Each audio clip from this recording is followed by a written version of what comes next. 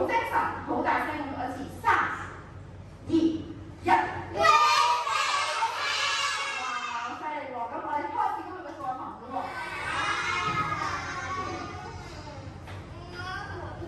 跟住咯喎，要跟好足嘅喎。好跟喎，好啦。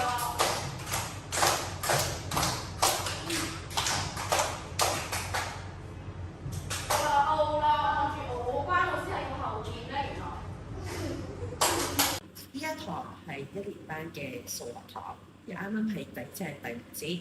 咁呢個第6節嘅時候，老師入到課室準備要上堂嘅時候，佢觀察到小朋友係未能夠進入狀態嘅，咁所以咧喺裏邊加入咗一啲嘅肢體互動。而呢個肢體互動直接就可以幫助學生嘅腦部發展，提升佢哋嘅腦部嘅多巴胺。而每一個課堂裏邊，老師會觀察每一個小朋友當時嘅狀態嘅，而嚟大家觀察到中間嗰位小朋友。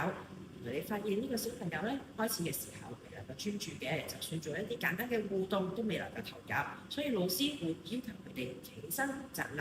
同學仔其實會感受到之間咧進行緊另一個互動嘅喎，佢即時就會進入翻個狀態，參照老師嘅指令完成任務嘅。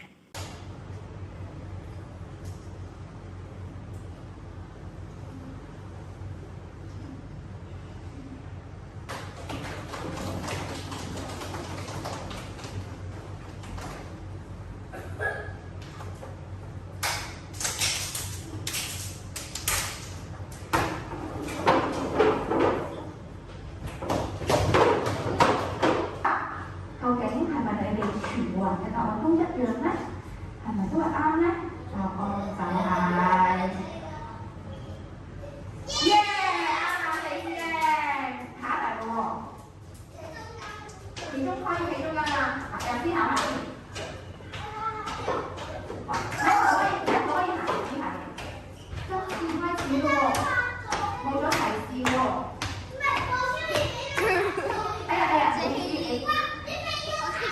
呢個係下一題嘅，你哋可以唔好掂到㗎咯，我話諗下，零開始。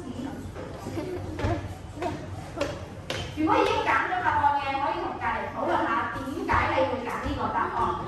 3、2、1開始討論，講下點解問下點解會揀啦。咁你未諗好咧就講喎。啱啱完成咗熱身活動之後，每一位老師咧一定喺課堂之前咧都會引入翻一個叫做有知識嘅活動。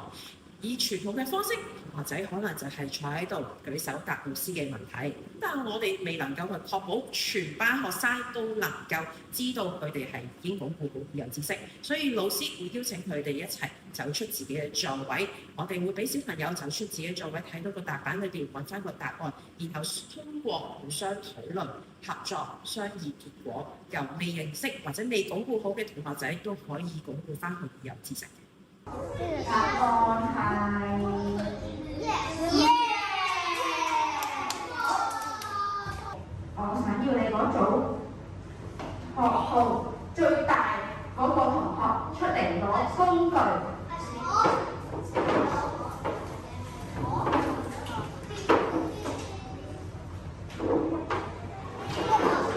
好啦，咁咧同我哋之前上堂玩晒一樣啦，就係攞你嘅小白板出嚟，然之後咧就睇題目回答問題，自己做咗自己嘅事。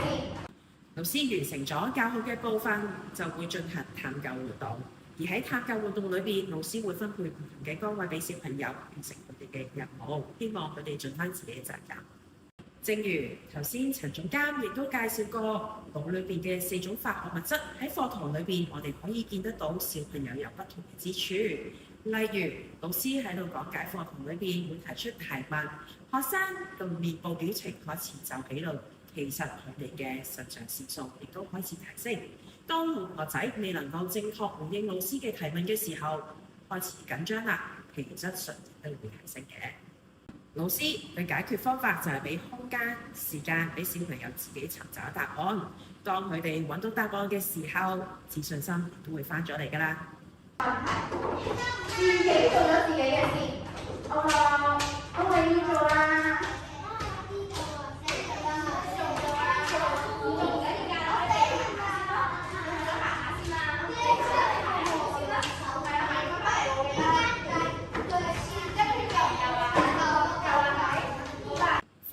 邊每一個學生都有唔同嘅特質，老師喺課堂上邊都會觀察小朋友嘅表現，然後咧就滿足佢哋嘅需要，主要係唔想觸碰佢哋嘅行人物。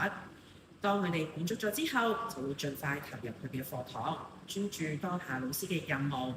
佢哋腦裏邊嘅化學物質血清素亦都會提升嘅。咁我哋咧係一個釘書機嘅長度喎，你係咁邊個都用咩去量度佢究竟有幾長咧？